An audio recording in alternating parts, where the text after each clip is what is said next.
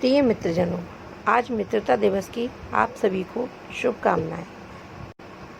इस जगत में कृष्ण और सुदामा की मित्रता के बारे में हम सभी जानते हैं। उनके जैसी मित्रता शायद ही किसी की हुई होगी।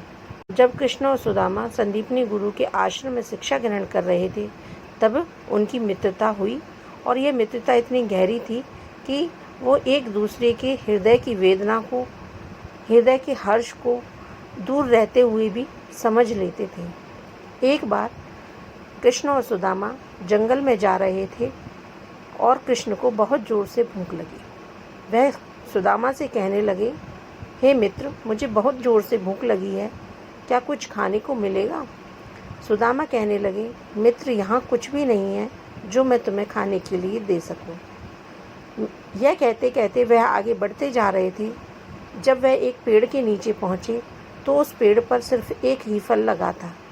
सुदामा फल को तोड़ने की कोशिश करने लगे, परंतु वह असफल रहे। तब कृष्ण ने कहा, मित्र, तुम घोड़ा बन जाओ, मैं तुम्हारे ऊपर चढ़कर इस फल को तोड़ लूँगा। सुदामा ने वैसा ही किया। वह घोड़ा बन गए और कृष्ण उनके ऊपर चढ़ गए।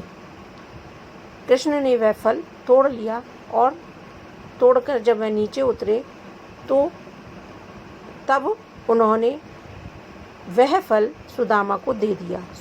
सुदामा ने उस फल के 4 टुकड़े कर दिए और अपने मित्र कृष्ण को दे दिए।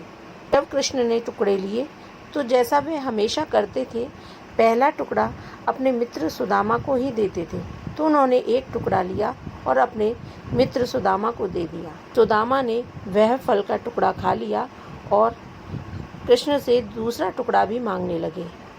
कृष्ण ने उन्हें दूसरा टुकड़ा भी दे दिया। सुदामा तीसरा टुकड़ा भी मांगने लगे कि मित्र, मुझे बहुत भूख लगी है, मुझे तीसरा टुकड़ा भी दे दो।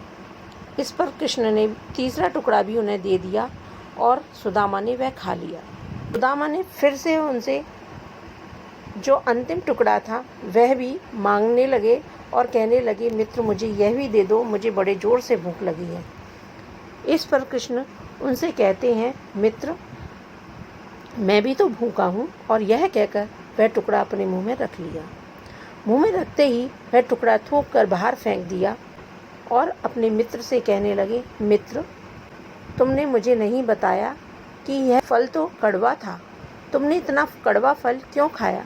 कड़वा फल खा लिया तो क्या हुआ, लेकिन मैं आपको कड़वा फल नहीं खाने दूंगा, यह सोचकर मैं आपसे सारे टुकड़े मांग रहा था। कृष्ण यह सब देखकर आश्चर्यचकित हो गए और आंखों में आंसू भर लाए और अपने मित्र को गले से लगा लिया। यह होती है सच्ची मित्रता। ऐसा मित्र जो अपने मित्र का सही मार्गदर्शन करे, उसके हृदय की वेदना को समझे, उसका साथ दे, चाहे समय मित्र पर बुरा हो या अच्छा हो, वही सच्चा मित्र होता है।